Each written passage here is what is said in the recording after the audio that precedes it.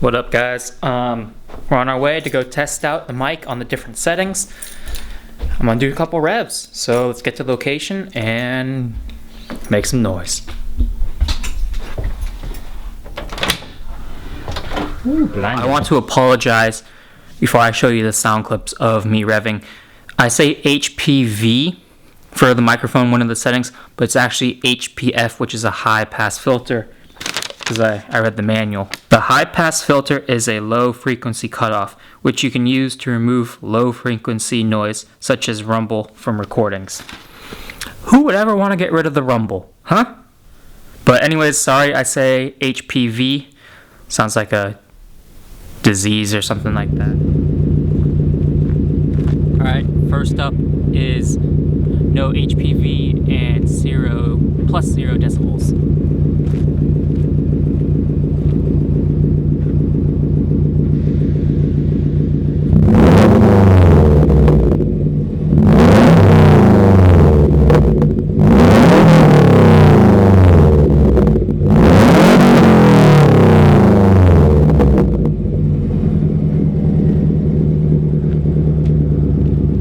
Next up is putting on HPV.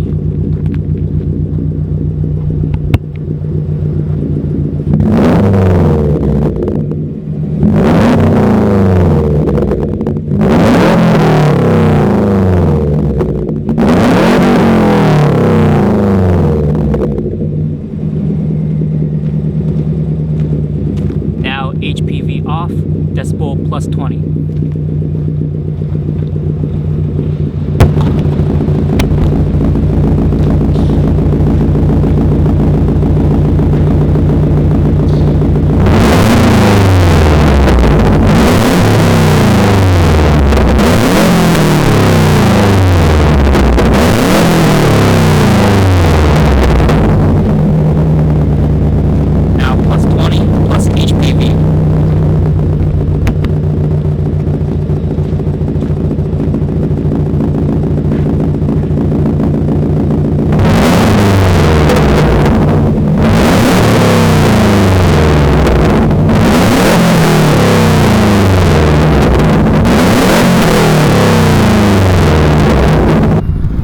Alright guys, let me know in the comments down below which one you think sounds the best.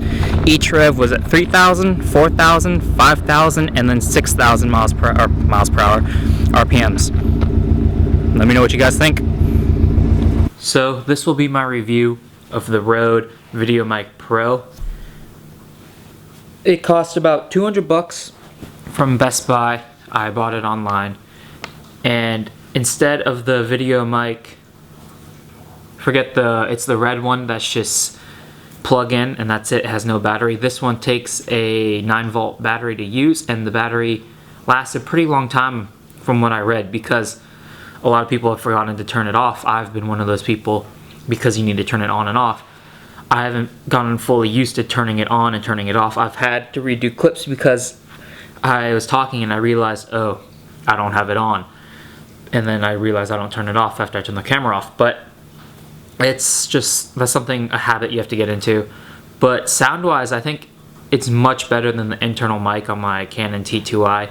If I had the adjustability feature for sound on the camera, I probably could dial it in even more, because sometimes like the sounds, the S's, peak higher than others. So if I could manually adjust it in my camera, it would probably sound much better.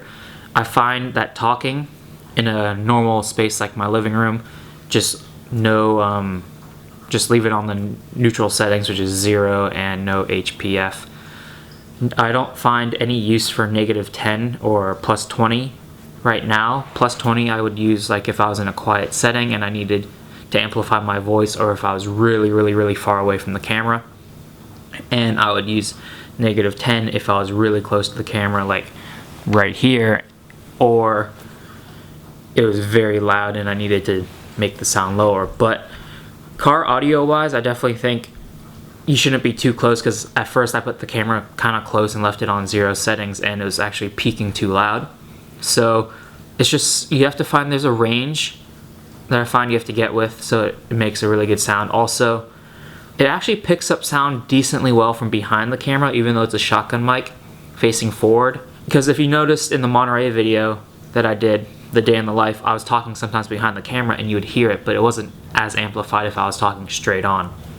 So if you're worried like, oh my god, it won't hear me at all from behind, it'll pick you up a little, but not as much as if you just unplugged it and didn't use the shotgun mic at all. Overall, I think it's a great upgrade for 200 bucks. Honestly, there's nothing bad I can say besides my error, which is I forget to turn it on or I forget to turn it off. Obviously, the HPF, I don't think I'd ever use it for recording exhaust clips, and I don't think I'd ever use plus 20 either for exhaust clips. I'm sorry if I hurt some of your ears because that was really loud.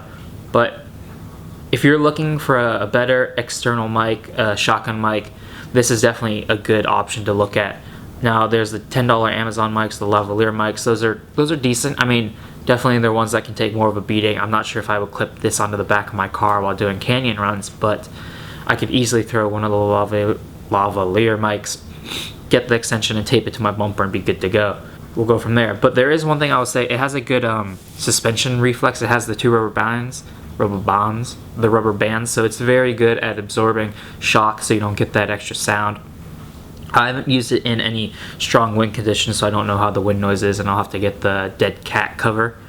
And also, the pros definitely outweigh the cons for this mic, and I highly recommend it if you're looking for one. Take care, and if you're watching this, make sure you stay tuned for the next video because it will be one you don't want to miss.